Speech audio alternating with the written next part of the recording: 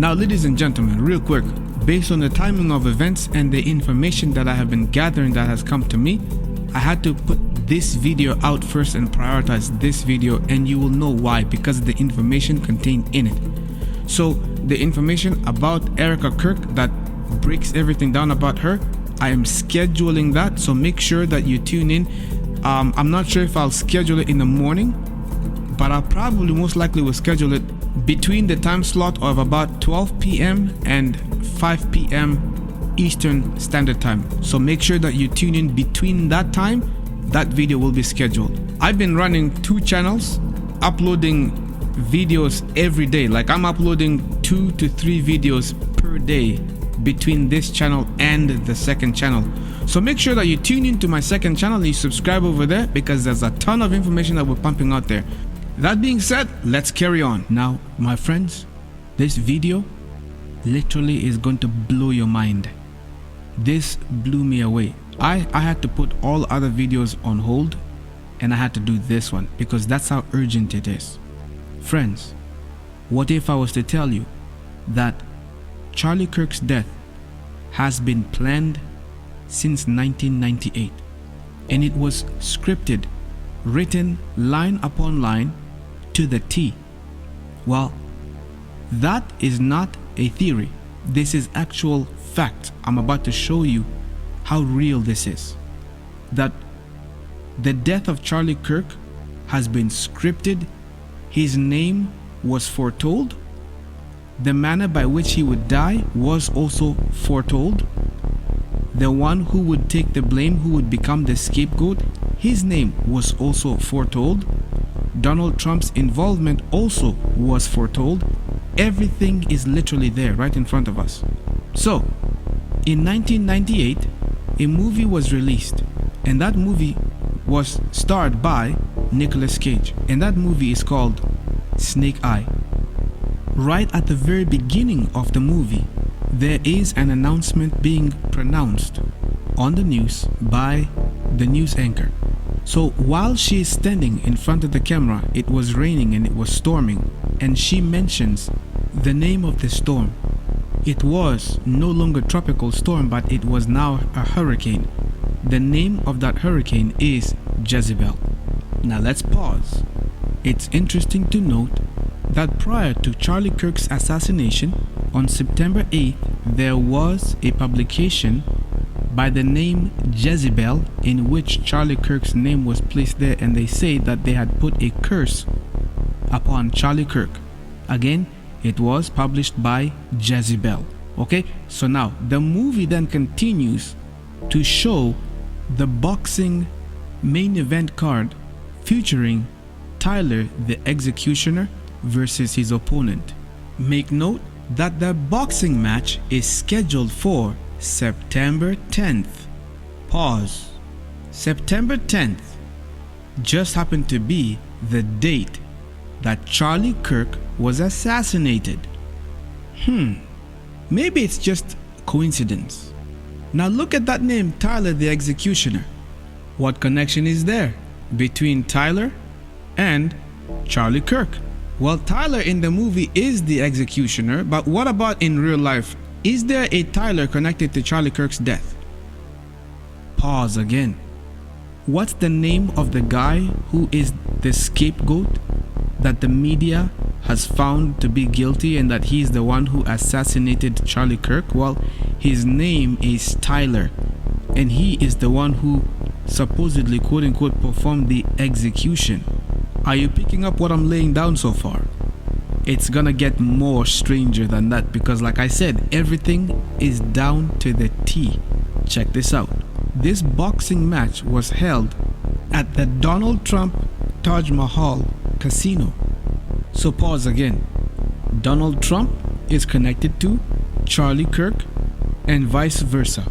Next thing that happens, friends, there is an assassination that takes place upon the Secretary of Defense of the United States of America. The Secretary of Defense, his name is Charles Kirkland. Wait a second. Yes, that's right. His name is Charles Kirkland, and he is a politician. the Secretary of Defense of the United States of America.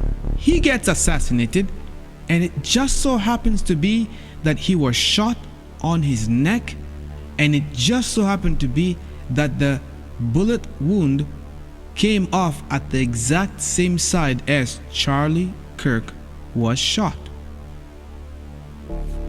I know that a lot of you are probably thinking it doesn't get any more weirder than this. But wait, there's more.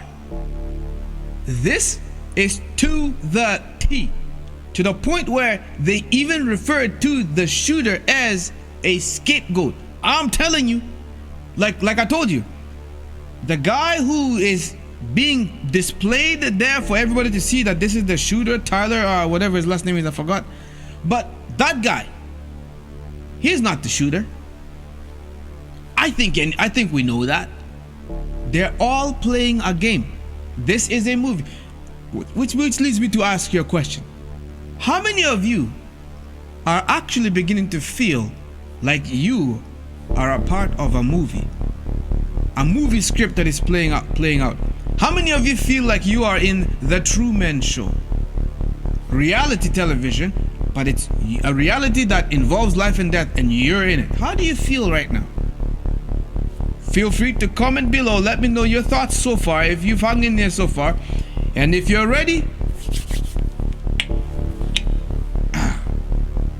we're gonna go ahead and now continue this, because there's more. This really makes you question almost everything. Like when Morpheus asked the question, what is real? Like, what is real? That's the question. Make sure you smash the thumbs up if you've gotten this far so far in the video. But this is about to get more interesting. Now, remember the signals that were given and I was showing to you guys about the signals, how the people were doing all these signals behind Charlie? And then bang, we heard the gunshot. Okay, so in the movie Snake Eye, that fight between Tyler the Executioner and his opponent, that fight was rigged, and he received a signal from a spectator within the audience.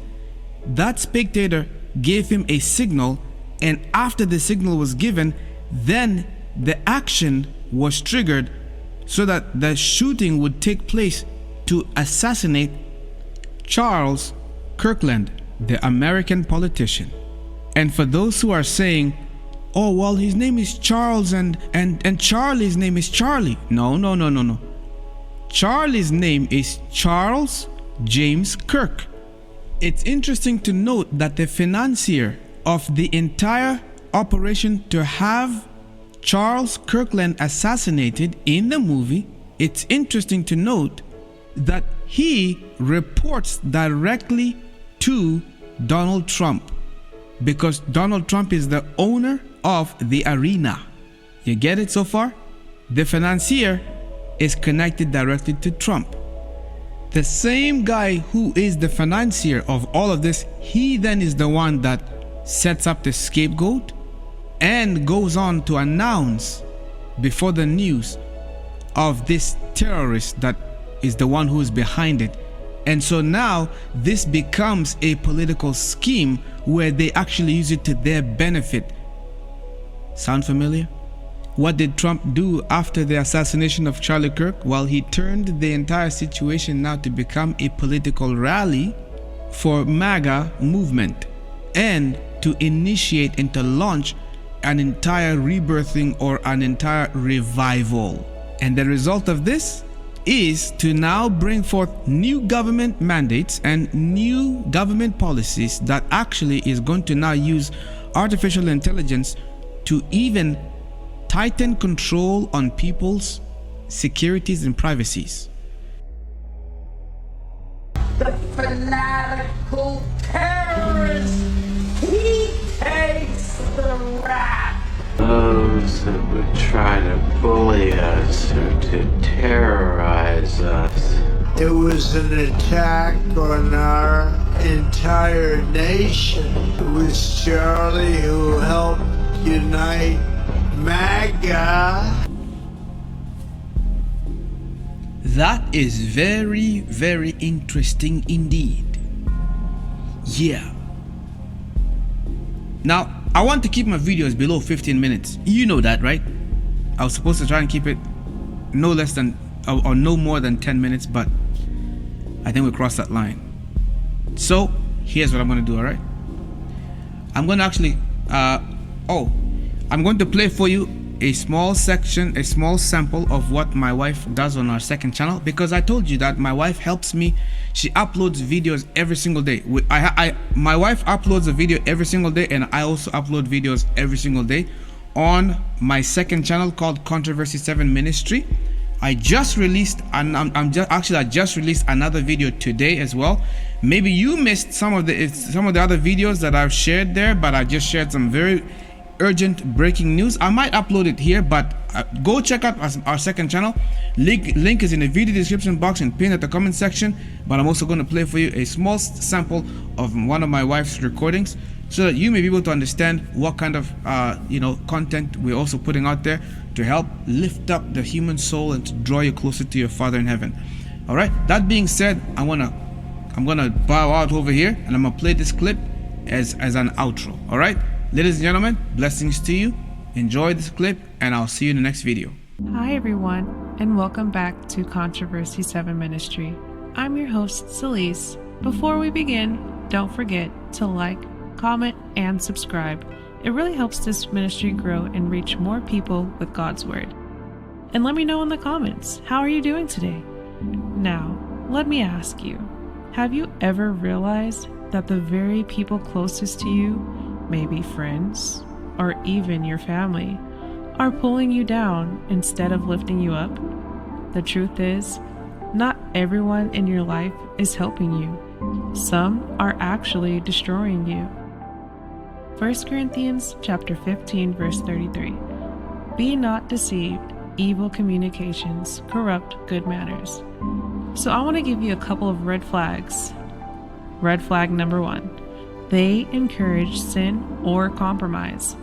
When the person around you constantly invites you to compromise, laugh at holiness, or push you into sin, they are not helping your soul. Proverbs 14, verse 12. There is a way which seemeth right unto a man, but the end thereof are the ways of death. If their influence makes you feel like sin is quote-unquote normal, that's not love, that's destruction. Red flag number 2. They weaken your faith. Instead of drawing you closer to God, they distract you from Him. They mock your convictions, discourage your prayer life, or even pull you away from fellowship. Psalm chapter 1, verse 1 through 2. Blessed is the man that walketh not in the counsel of the ungodly, nor standeth in the way of sinners, nor sitteth in the seat of the scornful. But his delight is in the law of the Lord, and in his law doth he meditate day and night. If the loudest voices in your life are pushing you away from God, they are destroying your soul's foundation. And red flag number 3, they keep you from your purpose. You see, God created you with a purpose, but toxic influences will drain your time, your energy, and your focus. Family or friends may even pressure you to live beneath God's calling because they don't understand it. Just think about Joseph.